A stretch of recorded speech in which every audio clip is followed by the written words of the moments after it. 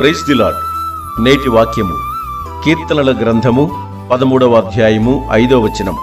నేనైతే నీ కృపయందు నమ్మికయుంచియున్నాను, నీ రక్షణ విషయమై నా హృదయము హర్షించుచున్నది.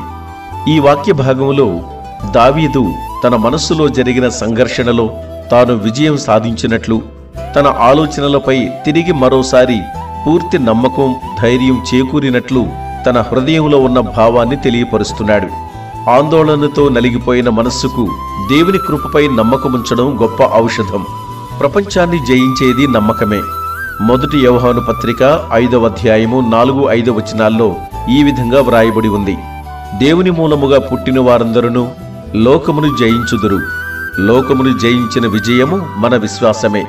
యేసు దేవుని కుమారుడని నమ్మువాడు తప్ప లోకమును జయించువాడు మరి ఎవడు?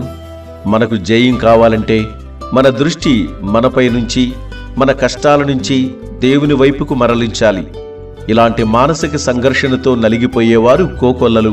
కాని దావీదు వలె నేనైతే నీ కృపయందు నమ్మికయించి ఉన్నాను, నీ రక్షణ విషయమై నా హృదయం హర్షించుచున్నది అని ధైర్యంగా పలకలేని అవిశ్వాస స్థితిలో ఉంటున్నారు.